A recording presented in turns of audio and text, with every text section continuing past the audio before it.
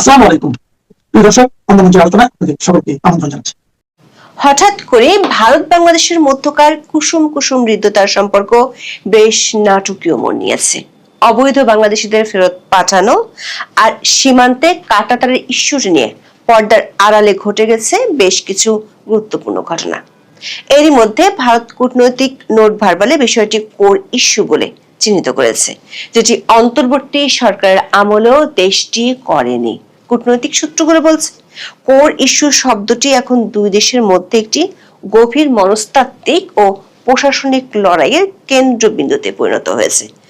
কারণ core issue কূটনৈতিকভাবে তখনই বলা হয় যখন ওই ইস্যুটির সমাধান না হওয়া পর্যন্ত অন্য কোনো ইস্যু নিয়ে আলোচনা করতে চায় না সংশ্লিষ্ট দেশটি। সীমান্ত ইস্যু নিয়ে উত্তেজনার মধ্যে পাকিস্তানের সাথে চুক্তি আর চীনের সাথে তিস্তা নিয়ে বাংলাদেশের আলোচনার পর ভারত বাংলাদেশ সীমান্তে দেশটির সামরিক তৎপরতা আরো শক্ত করার খবর পাওয়া যাচ্ছে। ভারতীয় সীমান্তরক্ষী বাহিনী BSF smart border observation and monitoring সিস্টেমের অধীনে সীমান্তে নজরদারি বাড়াতে হ্যারন টিপি ড্রোন মোতায়েন করেছে। বিএসএফ জওয়ানদের 5,000 বোর্ডিয়ন ক্যামেরা দেওয়া হয়েছে। এর মধ্যে ভারতের শিলিগুড়ি করিডোর ঘেঁষে বাংলাদেশ সীমান্তের কাছাকাছি 3টি সামরিক গ্যারিসনের শক্তি বাড়ানোর সিদ্ধান্ত নিয়েছে ভারত। সূত্রগুলো বলছে সীমান্তে এক্সারসাইজ তিস্তা প্রহার এবং এক্সারসাইজ ত্রিশূলের মতো বড় ধরনের সামরিক মহড়া খুব শিগগিরই আবার শুরু করতে পারে ভারতীয় প্রতিরক্ষা বাহিনী। বিস্তারিত জানতে চলুন যাওয়া যাক বিশ্লেষণে।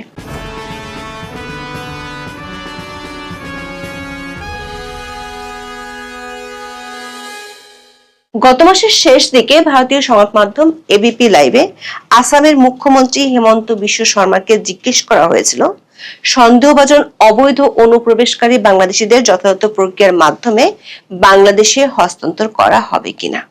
তার জবাবে আসামের মুখ্যমন্ত্রী বলেছিলেন ভারতের পররাষ্ট্র মন্ত্রণালয়ের মাধ্যমে তা করা কঠিন, তাই তারা রাত নামা পর্যন্ত অপেক্ষা করেন এবং যখন সীমান্তরক্ষী বাহিনীর কোনো সদস্য উপস্থিত থাকেন না তখন অন্ধকারের আড়ালে তাদের সীমান্ত পেরিয়ে ঠেলে দেন।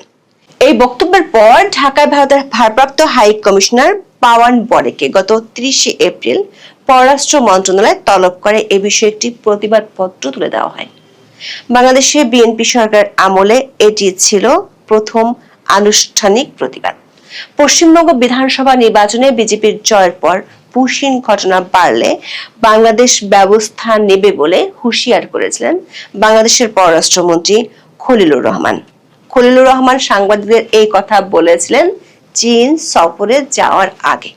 ভারতীয় দূতকে বাংলাদেশে তলব করা কিংবা খলিলুর রহমানের বক্তব্যের জন্য ভারত সরকার অবশ্য বাংলাদেশি হাই কমিশনারকে তলব করেনি, কিন্তু সোজা বাংলাদেশের পররাষ্ট্র মন্ত্রণালয় খুব কড়া ভাষায় পাঠিয়েছে নোট ভার্বাল।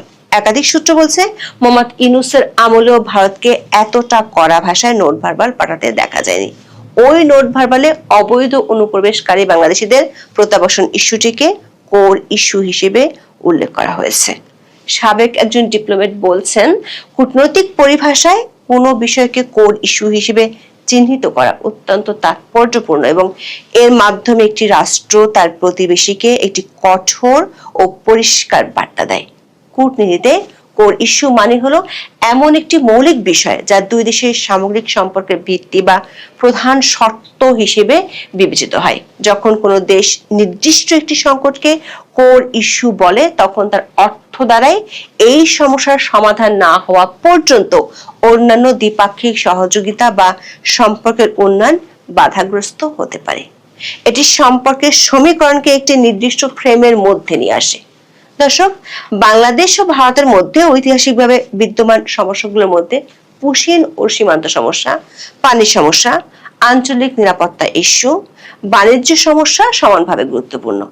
ভারতের পাঠানো সবশেষ নোটে অবৈধ অনুপ্রবেশকারী বাংলাদেশিদের ইস্যুটিকে সবচেয়ে কোর ইস্যু বলে উল্লেখ করা হয়েছে, যার অর্থ হলো এটি সমাধান না হলে দুই দেশের মধ্যে বিদ্যমান সমস্যাগুলোর সমাধানের সুযোগ কম।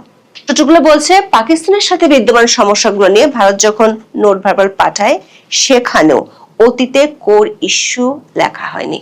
সবশেষ প্রেস ব্রিফিং এ ভারতের পররাষ্ট্র মন্ত্রণালয়ের মুখপাত্র রণধীর জয়সওয়াল বিষয়টি যে ভারতের অগ্রাধিকার সেটি বলেছেন।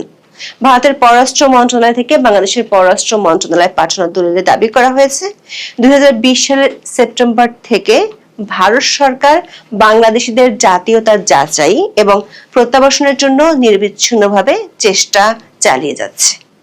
ভারতের পক্ষ থেকে এই সময়ের মধ্যে মোট 1137টি নোট ভার্বাল পাঠানো হয়েছে আর কনসোলিডেটেড রিমাইন্ডার পাঠানো হয়েছে 456টি। ভারতের দাবি অনুযায়ী 2862 জনের অমীমাংসিত ভেরিফিকেশন কেস আছে।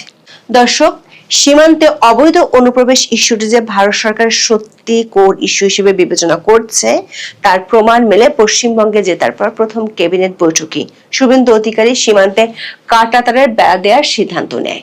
নির্বাচনী প্রচারণে কেন্দ্রীয় স্বরাষ্ট্রমন্ত্রী অমিত শাহ প্রতিশ্রুতি দিয়েছিলেন বিজেপি ক্ষমতায় আসলে অনুপ্রবেশ রোধে পশ্চিমবঙ্গ সীমান্তকে সম্পূর্ণ সিল করে দেওয়া হবে। এই প্রতিশ্রুতির বাস্তবায়ন হিসেবে শুভেন্দু অধিকারী সরকার 45 দিনের মধ্যে বিএসএফ এর জন্য প্রয়োজনীয় প্রায় 286 কিলোমিটার জমি হস্তান্তরের প্রক্রিয়া শুরু করেছে। বাংলাদেশের সাথে পশ্চিমবঙ্গের মোট সীমানা আছে 2216.7 কিলোমিটার। এর মধ্যে জমি অধিগ্রহণ ও পূর্ববর্তী রাজ্য সরকারের অসহযোগিতার কারণে প্রায় 435 কিলোমিটার এলাকা এখনো উন্মুক্ত রয়ে গেছে। বিশ্লেষকরা বলছেন, একদিকে কেন্দ্রীয় সরকারের কোর ইস্যু হিসেবে নোট ভার্বাল দেয়া, আর একদিকে রাজ্য সরকারের চটজলদি জমি দেওয়ার উদ্যোগ নেওয়া প্রমাণ করে দিল্লির কেন্দ্রীয় নীতি এবং কলকাতার রাজ্য নীতি এখন একই সূত্রে গাঁথা। নতুন সরকার সীমান্ত নিরাপত্তাকে জাতীয় নিরাপত্তার সর্বোচ্চ অগ্রাধিকার দিয়ে এই পরিবর্তনটি আনছে। সূত্রগুলো বলছে, আধুনিক ফেন্সিং এর পাশাপাশি sensor, thermal camera, flood light এবং ইলেকট্রনিক নজরদারি ব্যবস্থা ব্যবহার করে comprehensive integrated border management system বা CIBMS এবং বোল্ট QIT প্রযুক্তির মাধ্যমে পর্যবেক্ষণের ব্যবস্থা শুরু করেছে ভারত সরকার। এটি মূলত কৃত্রিম বুদ্ধিমত্তা বা AI চালিত একটি সমন্বিত প্ল্যাটফর্ম যা সীমান্তের CCTV ক্যামেরা থেকে প্রাপ্ত ভিডিও ফিড বিশ্লেষণ করে রিয়েল টাইমে অনুপ্রবেশ বা চোরাচালানের গতিবিধি শনাক্ত করতে পারে। AI সিস্টেমটি 1 থেকে 2 সেকেন্ডের মধ্যে যে কোনো সন্দেহজনক বস্তুর গতিবিধি শনাক্ত করে সদর দপ্তরে অ্যালার্ট পাঠায়। সীমান্তে কর্তব্যরত 5000-এর বেশি বিএসএফ জওয়ানকে বডি ওয়ার্ন ক্যামেরা দেওয়া হচ্ছে, যা রাতের বেলাতেও স্বচ্ছ ভিডিও ধারণ করতে সক্ষম এবং এটি মূলত অনুপ্রবেশকারীদের সাথে সংঘর্ষের সময় প্রমাণ হিসেবে কাজ করবে। জানা গেছে, সীমান্তে কাঁটাতারের বেড়া দেওয়ার কাজ শুরু করতে এখনো কমপক্ষে 2 মাস সময় লাগবে। সেজন্য দেশটি সীমান্তে নজরদারি বাড়াতে হ্যারন টিপি ড্রোন মোতায়েন করেছে।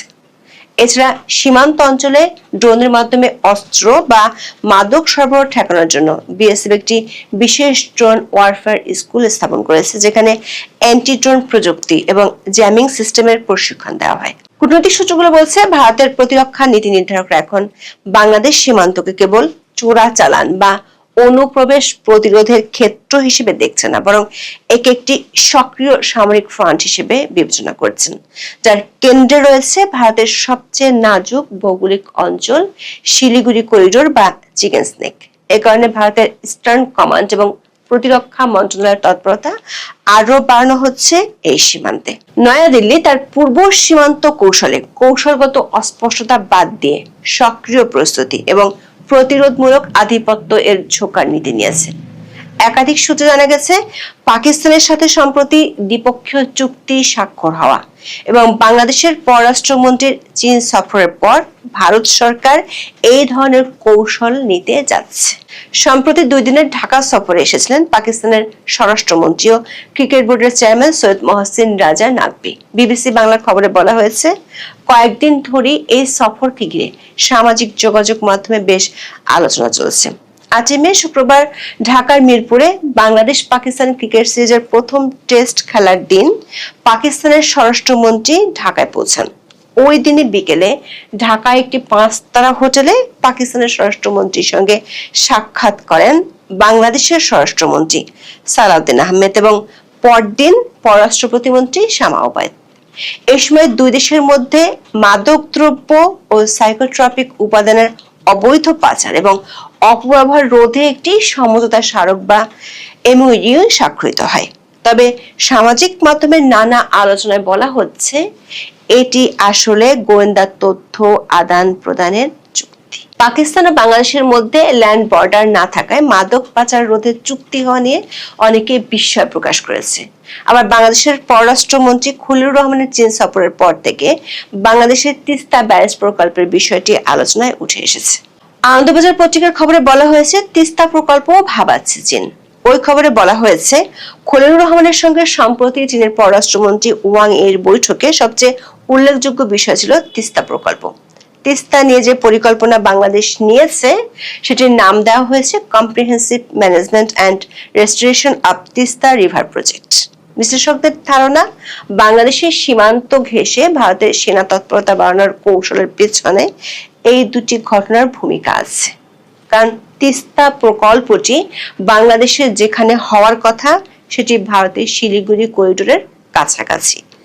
ভারতের সামরিক কৌশলের সবচেয়ে গুরুত্বপূর্ণ স্পর্শকাতর বিন্দু হলো 22 কিলোমিটার প্রশস্ত এই শিলিগুড়ি করিডোর। নেপাল, ভুটান, চীন এবং বাংলাদেশের মাঝে স্যান্ডউইচ হয়ে থাকা এই সংকীর্ণ ভূখণ্ডটি ভারতের মূল ভূখণ্ডের সাথে উত্তর পূর্বাঞ্চলের 7টি রাজ্যের একমাত্র সংযোগকারী পথ।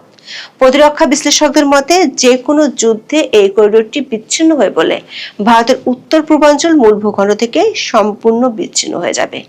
এই চিরস্থায়ী দুর্বলতাকে কাটিয়ে উঠতে ভারত সম্প্রতি এই করিডোরের দক্ষিণ প্রান্তে 3টি নতুন এবং সম্পূর্ণ কার্যকর সামরিক গ্যারিসন স্থাপন করেছে, যা একটি কৌশলগত ত্রিভুজ বা স্ট্র্যাটেজিক ট্রায়াঙ্গেল হিসেবে কাজ করছে।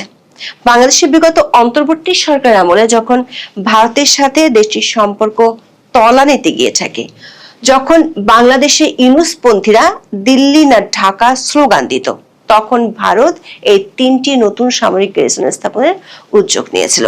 এই 3টি স্থাপনা হলো আসামের ধুবড়ী জেলায় লাচিত বরফুকন সামরিক স্টেশন, পশ্চিমবঙ্গের চোপড়ার সামরিক ঘাঁটি এবং শিলিগুড়ি করিডোরের পশ্চিম অংশ এবং বিহার পশ্চিমবঙ্গ সীমান্তের সংযোগস্থলে কিষানগঞ্জ গ্যারিসন। এর মধ্যে পশ্চিমবঙ্গের চোপড়ার ঘাঁটিটি ভারতের জন্য কৌশলগত দিক থেকে অত্যন্ত সংবেদনশীল। এটি শিলিগুড়ি করিডোরের সবচেয়ে সংকীর্ণ অংশের কাছে অবস্থিত এবং বাংলাদেশ সীমান্ত থেকে এর দূরত্ব 1 কিলোমিটারেরও কম।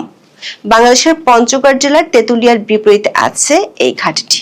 সূত্রগুলো বলছে এই 3টি সামরিক স্থাপনায় রুদ্র ব্রিগেড এবং দিবাস্ত্র ব্যাটারি ও কোল্ড স্ট্রাইক বা অতি দ্রুত সামরিক পদক্ষেপ গ্রহণের সক্ষমতার জোরদারের সিদ্ধান্ত নিয়েছে ভারত সরকার। রুদ্র ব্রিগেড হলো একটি অল আর্মস সমন্বিত সামরিক ইউনিট যেখানে পদাতিক, সাজোয়া এবং গোলন্দাজ বাহিনী একই সাথে মোতায়েন থাকে। এছাড়া S-400 আকাশ প্রতিরক্ষা ব্যবস্থা এবং ব্রাহ্মস মিসাইল মোতায়েন করা আছে শিলিগুড়ি করিডোর সংলগ্ন হাসিমারা বা বাগডোগরা বিমান ঘাঁটিতে। বাংলাদেশে ইউনুস আমলে যখন ভারতের সাথে উত্তেজনা বিরাজ করছিল, তখন 2025 সালের মে মাসে উত্তরবঙ্গ ও সিকিম সেক্টরে ভারতীয় সেনাবাহিনী এক্সারসাইজ তিস্তা প্রহার এবং অক্টোবর-নভেম্বরে এক্সারসাইজ ত্রিশূল পরিচালনা করেছিল। এক্সারসাইজ ত্রিশূলটি ছিল গত কয়েক বছরের মধ্যে ভারতের বৃহত্তম ত্রিদেশীয় সামরিক মহড়া, যেখানে 20,000-এর বেশি সেনা অংশ নিয়েছিল। সূত্রগুলো বলছে ভারত সরকার একইভাবে আরো কয়েকটি মহড়া শিগগিরই করতে পারে। সামরিক বিশ্লেষকদের মতে এই মহড়াগুলো প্রতিবেশী দেশগুলোর প্রতি একটি শক্তিশালী কৌশলগত বার্তা বা সিগন্যালিং হিসেবে কাজ করে। এখন এ পর্যন্ত। সবাই ভালো থাকুন, সুস্থ থাকুন, নিরাপদে থাকুন। দেখা হবে আগামী পর্বে। 9 বছর পর ডোনাল্ড ট্রাম্প 3 দিনের চীন সফরে আজ সন্ধ্যায় পৌঁছাচ্ছেন বেজিং এ। আর ডোনাল্ড ট্রাম্পের এই চীন সফরে এখন আলোচনার কেন্দ্রে পৃথিবীর 2 প্রধান শক্তিশালী রাষ্ট্র, যারা গত কয়েক বছর ধরে বাণিজ্য যুদ্ধে লিপ্ত। আমেরিকা দাবি করে সে পৃথিবীর সবথেকে শক্তিশালী রাষ্ট্র, তারপরেই চীন দাবি করে সেই পৃথিবীর সবথেকে শক্তিশালী রাষ্ট্র। এই 2 রাষ্ট্র পরস্পরের উপরে দারুণভাবে নির্ভরশীল, অনেক বিষয়ে। তাই এই বৈঠকে কিছু গুরুত্বপূর্ণ বিষয়ে আলোচনা হতে যাচ্ছে। তবে সবচাইতে গুরুত্বপূর্ণ বিষয় যে ইরান, তাতে কোনো সন্দেহ নেই। তবে আরো কিছু গুরুত্বপূর্ণ বিষয়ে এই দুই নেতা মুখোমুখি হতে যাচ্ছেন, চলুন আমরা দেখে নিই। তাই সর্বপ্রথম ইরান, রেয়ার আর্থ, এআই এবং তাইওয়ান, এই চার বিষয়ে ডোনাল্ড ট্রাম্প এবং শি জিনপিং আলোচনা করতে যাচ্ছেন। তবে ডোনাল্ড ট্রাম্পের কি কি দাবি থাকবে, অপরদিকে শি জিনপিং তাদের কি কি দাবি থাকবে এই বৈঠকে, চলুন আমরা ঝটপট দেখে নিই। এই মিটিং এ ডোনাল্ড ট্রাম্প চাইবেন ইরান সমস্যার হ্যাস্তন্যস্ত করতে, বিশেষ করে pressure Iran to open Hormuz প্রণালী মুক্ত করতে ইরানের উপরে চাপ প্রয়োগ করবেন শি জিনপিং এর মাধ্যমে।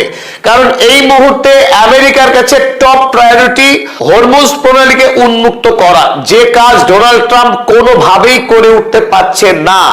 আর শি জিনপিং এর সহায়তা ছাড়া এই কাজ যে আদৌ সম্ভব না, সেটাও ডোনাল্ড ট্রাম্প ভালো করে বোঝেন। তাই এই সভাতে তিনি প্রথমেই শি জিনপিং এর সব রকম সাহায্যের আশ্বাস পেতে চাইবেন। অপরদিকে শি জিনপিং তিনিও চাইবেন এন্ড অফ কনফ্লিক্ট। এই ইরানের সঙ্গে আমেরিকার বা গোটা মধ্যপ্রাচ্যে যে যুদ্ধের পরিস্থিতি, সেই যুদ্ধকে থামিয়ে চীনের পক্ষে বাণিজ্যের অনুকূল পরিবেশ তৈরি করাও চীনের জন্য টপ প্রায়োরিটি হবে। তাই শি জিনপিং চাইবে আমেরিকা যেন মধ্যপ্রাচ্যের এই যুদ্ধকে থামিয়ে দেয়। দেখা যাক কি হয়। 2 নম্বর গুরুত্বপূর্ণ বিষয়, uninterrupted supply of rare earth elements, rare earth minerals. আমেরিকার জন্য আধুনিক বিজ্ঞানের জন্য tech, AI, semiconductor, fighter jet, AI, সমস্ত আধুনিক বিজ্ঞানের জন্য এই রেয়ার আর্থ এলিমেন্টস অত্যন্ত প্রয়োজনীয়, যা আমেরিকার হাতে নেই, সবটাই চীনের হাতে। তাই আমেরিকা আগামী দিনের নির্বিঘ্নে এই রেয়ার আর্থ এলিমেন্ট যেন চীনের কাছ থেকে তারা সাপ্লাই পায়, তার জন্য ডোনাল্ড ট্রাম্প শি জিনপিং এর সহযোগিতা চাইবেন।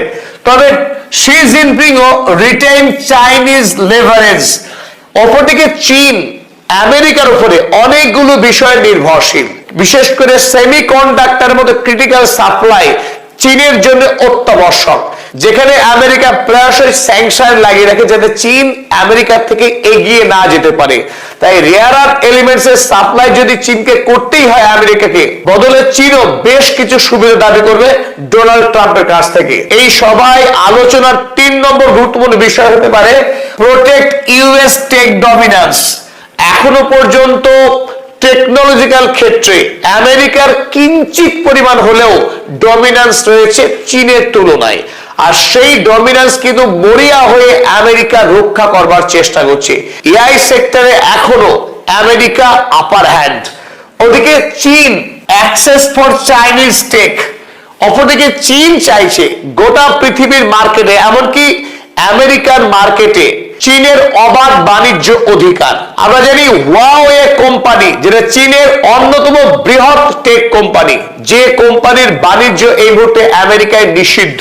ফলে চীনের এই জায়ান্ট টেক কোম্পানি মারাত্মকভাবে অর্থনৈতিক ক্ষতির সম্মুখীন হয়েছে। তাই চীনও চাইবে আমেরিকাতে তার সমস্ত টেক কোম্পানিগুলো বাণিজ্য করতে পারে। শি জিনপিং জোর চাপ দেবে ডোনাল্ড ট্রাম্পের উপরে এই বিষয়ে। চতুর্থ গুরুত্বপূর্ণ বিষয়, যেটা very much sensitive for China and America, Taiwan issue. Taiwan issue কিন্তু অত্যন্ত সেনসিটিভ, কারণ তাইওয়ানকে চীন মনে করে তার দেশের অখণ্ড অংশ। কিন্তু আমেরিকা প্রযুক্তিগত থেকে উন্নত, আর্থিক দিক থেকে শক্তিশালী এই ক্ষুদ্র স্বায়ত্তশাসিত দ্বীপটিতে প্রচুর পরিমাণে সামরিক অস্ত্র বিক্রি করে চীনের অভ্যন্তরে অস্থিরতা তৈরি করার চেষ্টা করছে ধারাবাহিকভাবে। তাইওয়ান প্রশ্নে আমেরিকা চাইছে চীন কোনোভাবেই তাইওয়ান আক্রমণ করে চীনের যে কমিউনিস্ট পার্টি অফ চায়না সরকার চলছে, সেই সরকারের অঙ্গ না বানিয়ে ফেলে তাইওয়ানকে। অর্থাৎ তাইওয়ানের যে স্বায়ত্ত শাসন, সেই স্বায়ত্ত শাসনকে কোনোভাবেই চীন যেন খর্ব না করে। অপরদিকে শি জিনপিং চাইছে তার দেশেরই অংশ এই তাইওয়ানকে বিপুল পরিমাণের অস্ত্র দিয়ে একটা গৃহযুদ্ধ যেন আমেরিকা তৈরি না করে। তাই দুই নেতা বেশ কিছু গুরুত্বপূর্ণ বিষয় নিয়ে মুখোমুখি হতে যাচ্ছেন। আর কিছুক্ষণের মধ্যেই ডোনাল্ড ট্রাম্প বেজিং এ প্রবেশ করছেন।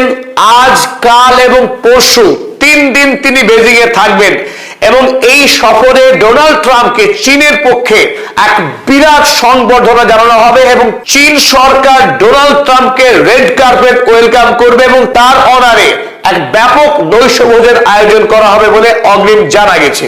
চলুন এবার সবিস্তারে আমরা একটু খবরগুলো দেখে নিই। প্রথম যে বিষয়, ইরান কনফ্লিক্ট। ইরান যুদ্ধে আমেরিকা যে খুব একটা সুবিধা করতে পারেনি তার প্রধান কারণ চীনের সহায়তা। চীন ইরানকে অর্থনৈতিক, সামরিক এবং প্রযুক্তিগত 3 রকম সহায়তাই করেছে। প্রথমত আমেরিকা ভেবেছিল ইরান আক্রমণ করবার পর থেকেই ইরান কমপ্লিটলি প্যারালাইজড হয়ে যাবে, পঙ্গু হয়ে যাবে, তারা কোনোভাবে বিদেশে তেল রপ্তানি করতে পারবে না।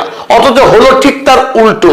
ইরান যুদ্ধের আগে যখন ইরান চীনকে 14 লক্ষ ব্যারেল প্রতিদিনে তেল বিক্রি করত, অথচ যুদ্ধের সময় সেই রপ্তানি বেড়ে গিয়ে দাঁড়ালো 22 লক্ষ ব্যারেল প্রতিদিনে। এমনকি আমেরিকা নৌ অবরোধ শুরু করবার পরেও এখনো প্রতিদিন ধারাবাহিক ইরান চীনকে 22 লক্ষ করে ব্যারেল তেল বিক্রি করছে। আর এই সংবাদ প্রকাশ হয়েছে খোদ আমেরিকার সবচাইতে প্রভাবশালী সংস্থা ওয়াল স্ট্রিট জার্নাল। আমেরিকার ওয়াল স্ট্রিট জার্নাল তারা দাবি করেছে যে ইরান এখনো প্রতিদিন 22 লক্ষ ব্যারেল করে তেল বিক্রি করছে ইরানকে। কিন্তু প্রশ্ন, কিভাবে? একদিকে যখন ওমান উপসাগরে আমেরিকার বিরাট নৌবাহিনী প্রহরা দিচ্ছে, সেই পাহারাকে ভেঙে কিভাবে তেল রপ্তানি করছে ইরান বা চীন, কিভাবে সেই তেল বয়ে নিয়ে যাচ্ছে? ওয়াল স্ট্রিট জার্নালের অনুমান হয়তোবা রেল লাইনে ইরান তেল পাঠাচ্ছে চীনে, কিন্তু এত বিপুল পরিমাণে তেল রেল লাইনেও পাঠানো সম্ভব না। এ এক রহস্য। অর্থাৎ এই প্রতিদিন 22 লক্ষ তেল, বর্তমান যে বিশ্ববাজারে তেলের দাম, সেই তেল রপ্তানি করে ইরান প্রচুর পরিমাণে অর্থ উপার্জন করছে। ফলে যুদ্ধ চালানোর পরেও ইরানের অর্থনৈতিক শক্তি দুর্বল হওয়ার বদলে বরং এই মুহূর্তে ইরান আরো বেশি শক্তিশালী হয়েছে আর্থিকভাবে। দ্বিতীয়ত, মিলিটারি সাপোর্ট। আমেরিকা এবং ইসরায়েলের বিরুদ্ধে লড়াইয়ের ইরানের কাছে প্রচুর পরিমাণে অস্ত্র পাঠিয়েছে চীন। সেই অস্ত্র ইরানের সামরিক শক্তি এবং মনোবল বাড়াতে সাহায্য করেছে। আর তৃতীয় সবচেয়ে গুরুত্বপূর্ণ বিষয়, টেক সাপোর্ট। আমরা জানি আমেরিকার জিপিএস সিস্টেম ইরান ব্যবহার করেনি, সেই জায়গায় ব্যবহার হচ্ছে ভাইডু। এবং চীনা স্যাটেলাইট ব্যবহার করে মধ্যপ্রাচ্যে আমেরিকার কোথায় কোথায় সামরিক সেনা ছাউনি রয়েছে, সেখানে কি কি র্যাডার রয়েছে, সমস্ত কেন্দ্রে প্রিসিশন অ্যাটাক করেছে ইরান। আর এই প্রিসিশন অ্যাটাকের কাছেই আমেরিকা নাস্তানুবাদ হয়েছে।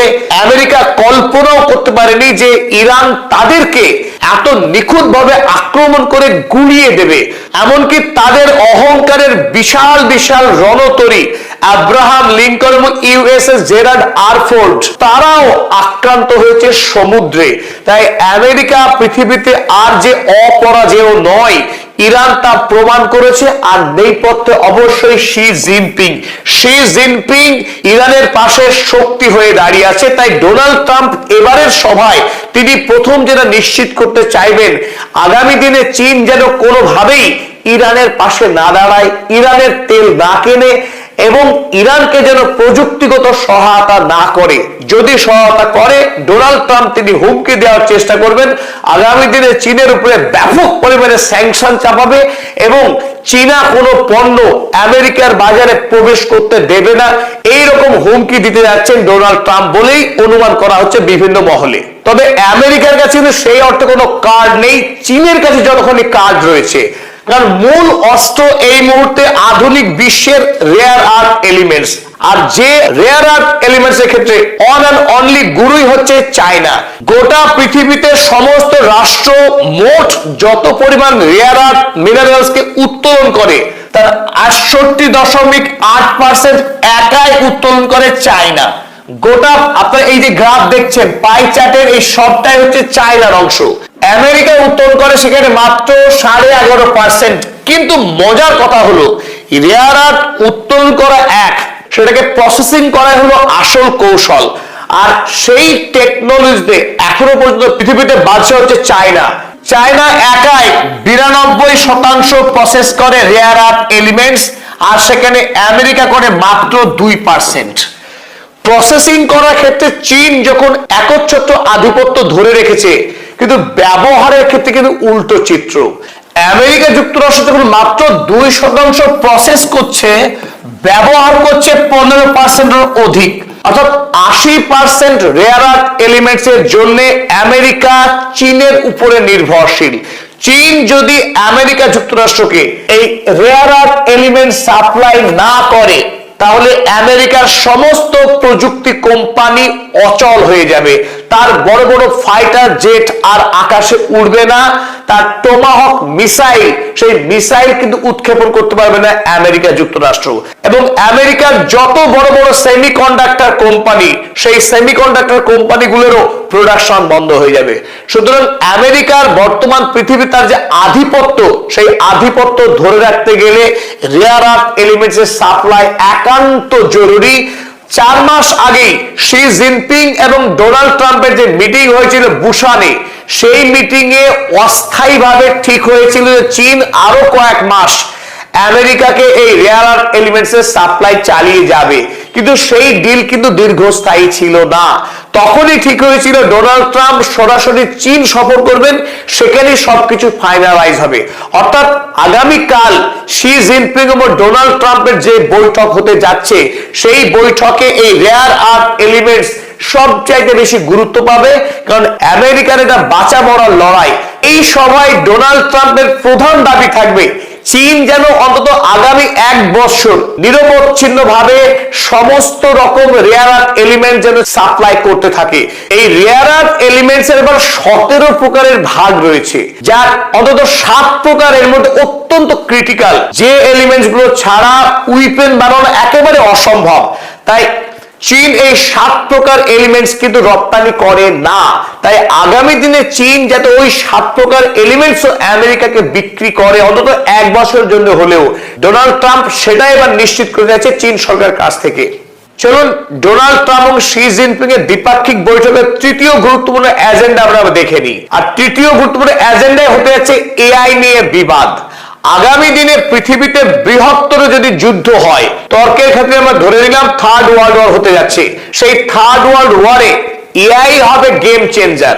এই যুদ্ধ মানুষ ভার্সেস মানুষ হবে না, সেই যুদ্ধে জয়ী হবে সেই রাষ্ট্র যে রাষ্ট্র এআই ইন্টিগ্রেশন সবচাইতে বেশি।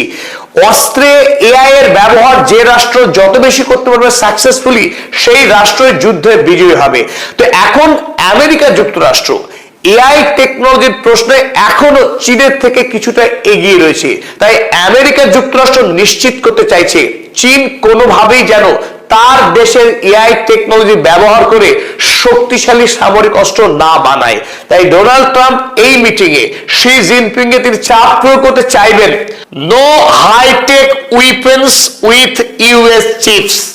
আমেরিকার চিপ ব্যবহার করে চীন যেন শক্তিশালী সামরিক অস্ত্র না বানায়, সেটা আশ্বস্ত করতে হবে ডোনাল্ড ট্রাম্পকে। কারণ ডোনাল্ড ট্রাম্প কোনোভাবেই চাইবেন না যে চীন আগামী দিনে আমেরিকাকে টপকে পৃথিবীর সব থেকে শক্তিশালী সামরিক রাষ্ট্রে রূপান্তরিত হোক। কিন্তু চায়না ঠিক এইখানেই উল্টো চাওয়া। চায়না চাইবে যে তার দেশের অর্থাৎ আমেরিকার সবচেয়ে ফাস্টেস্ট এবং সব থেকে স্মলেস্ট চিপ যেগুলো, সেই চিপ যেন আমেরিকা আগামী দিনে বাধাহীন ভাবে সরবরাহ করে চীনের বাজারে, নইলে চীনও রেয়ার আর্থ এলিমেন্টসের সাপ্লাই বন্ধ করে দেবে। তাই US should send the fastest AI chips, সেটা হবে শি জিনপিং এর দাবি ডোনাল্ড ট্রাম্পের কাছে। এখন কে হারে কে জেতে সেটাই দেখা। চলুন আমরা 4 নম্বর গুরুত্বপূর্ণ এজেন্ডা দেখে নিই। চীনের দক্ষিণ পূর্ব অবস্থিত ক্ষুদ্র একটি দ্বীপ তাইওয়ান, যে তাইওয়ান বর্তমান পৃথিবীর প্রযুক্তি জগতের রাজধানী, যে ক্ষুদ্র দ্বীপটি বর্তমান পৃথিবীর সেমিকন্ডাক্টর প্রোডাকশনের রাজধানী। TSMC, Taiwan semiconductor manufacturing company, এই একটি কোম্পানি গোটা পৃথিবীর আধুনিক অস্ত্র, মেডিকেল সায়েন্স, অ্যাস্ট্রোনমি সমস্ত ক্ষেত্রে এককভাবে সেমিকন্ডাক্টর সাপ্লাই করে থাকে। তাই তাইওয়ান অত্যন্ত গুরুত্বপূর্ণ চীনের জন্য, অত্যন্ত গুরুত্বপূর্ণ আমেরিকার জন্য। তাই দুই রাষ্ট্রই চায় এই তাইওয়ানকে হাতে রাখতে। আমরা দেখছি গত কয়েক বছর ধরে আমেরিকা যুক্তরাষ্ট্র ধাপে ধাপে তাইওয়ানকে বিপুল পরিমাণে অস্ত্র সাপ্লাই করে চীনের সঙ্গে একটা আভ্যন্তরীণ দ্বন্দ্ব এবং সংকট লাগিয়ে রাখতে চাইছে। তাইওয়ান যখন চীনেরই রাষ্ট্রের অংশ বলে সারা পৃথিবী মানে, খোদ আমেরিকাও মানে, রাষ্ট্রসংঘ মানে, তারপরেও তাইওয়ানের স্বায়ত্ত শাসনকে কাজে লাগিয়ে ডোনাল্ড ট্রাম্প বরাবর এই তাইওয়ানকে তার নিজের হাতে বশ করে রাখতে চাইছে। আমরা দেখলাম 2024 সালে আমেরিকা যুক্তরাষ্ট্র এই তাইওয়ানকে $2.67 বিলিয়ন অস্ত্র রপ্তানি করেছিল। সেই সংখ্যা বেড়ে গিয়ে 2025 সালে $11.1 বিলিয়ন মূল্যের অস্ত্র সাপ্লাই করেছে এই ক্ষুদ্র দ্বীপ রাষ্ট্রকে। চলুন 2026 সালে প্রথম 4 মাসেই এই অস্ত্র রপ্তানির পরিমাণ বেড়ে গিয়ে দাঁড়ালো কত? $25 বিলিয়ন। বিপুল পরিমাণের অস্ত্র সাপ্লাই করা হয়েছে এই তাইওয়ান দেশে, যাতে করে তাইওয়ান চীনের বিরুদ্ধে বিদ্রোহ ঘোষণা করে এবং তারা স্বাধীন হয়ে যায়। আর স্বাধীন হলে পরে আমেরিকা যুক্তরাষ্ট্রের বিপুল পরিমাণে লাভ হবে, কিন্তু চীনের হবে মহা ক্ষতি। তাই চীন কোনোভাবেই তার দেশের অভ্যন্তরে আমেরিকা যাতে এই ধরনের অন্তর্ঘাত সৃষ্টি করতে না পারে, আগামী দিনে আমেরিকা যুক্তরাষ্ট্র তাইওয়ানকে এত বিপুল পরিমাণে অস্ত্র রপ্তানি না করে, সেটাই নিশ্চিত করতে চাইবেন শি জিনপিং। তাই পৃথিবীর 2 শক্তিশালী রাষ্ট্রপ্রধানের মধ্যে তাইওয়ানকে নিয়ে জোর লড়াই হবে এই বৈঠকে বলেই অনুমান করা হচ্ছে। বর্তমান পৃথিবীর ভূ রাজনীতিতে পৃথিবীর এই 2 শক্তিশালী রাষ্ট্রনায়কের বৈঠক অত্যন্ত গুরুত্বপূর্ণ। তাদের সিদ্ধান্ত আগামী দিনে রাজনীতিকে গভীরভাবে প্রভাবিত করবে। তবে এই প্রেক্ষিতে আমরা জানিয়ে রাখি, চায়না ইতিমধ্যেই পাকিস্তানকে জানিয়ে রেখেছে ইরানের সঙ্গে আমেরিকার বৈঠকের ব্যবস্থা করতে। এখন দেখার বিষয়, হঠাৎ করে শি জিনপিং এবং ডোনাল্ড ট্রাম্প তারা দুজনে মিলেই ইরানকে নিয়ে এক আলোচনার টেবিলে বসতে যাচ্ছে কিনা। প্রতিটা আপডেট নিয়ে আপনার সামনে আবার আমরা হাজির হব। এই প্রতিশ্রুতি শেষ করলাম আজকের নিবেদন।